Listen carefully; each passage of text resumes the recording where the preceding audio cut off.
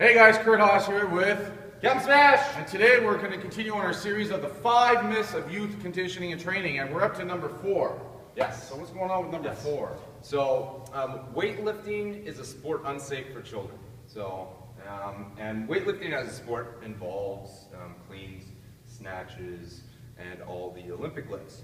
So the problem with these exercises is that they're very technique oriented, and a lot of people think that they're unsafe for their kids because they do require that technique, and it involves a lot of overhead moves, a lot of squatting, and a lot of ballistic natured exercises.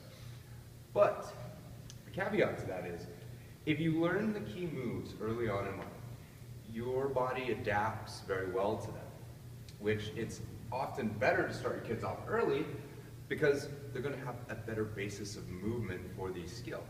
Now, you don't want to start loading them up with a lot of weight initially. I mean, yeah, you want to focus on the technique.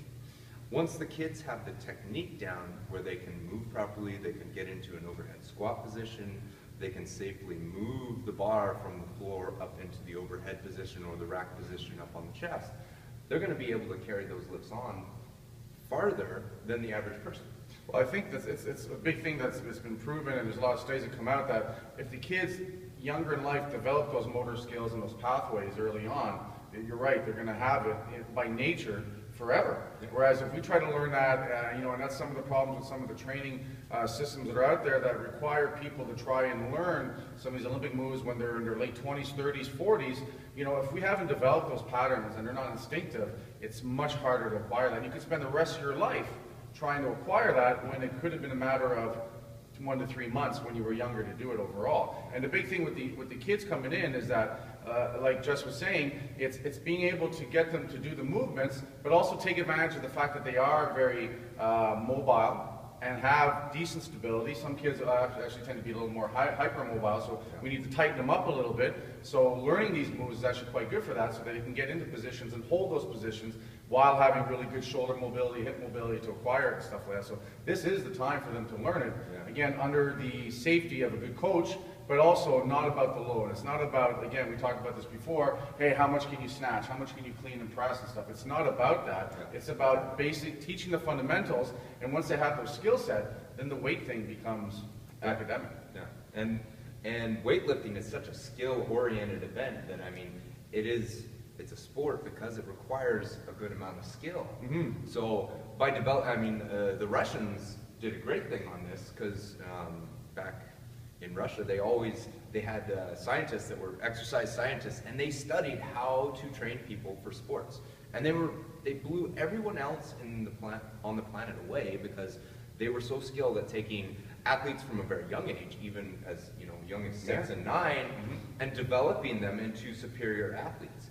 And they just did this by selecting a few basic movements, and they started them off young. They trained them from that period, and they didn't train them specifically, but they gave them a lot of the Olympic lifts mm-hmm. to get that neuromuscular coordination, develop the initial strength, and develop the actual movement capacities, the mobility to do those. And then when they progressed into what they were really going to do for a sport, whether it was, the hammer throw or track and field, whatever it was, the athletes kind of were able to select what activity that they were best at. But then they had those movement skills in weightlifting that solidified their sporting endeavors. And then they didn't have to learn anything new.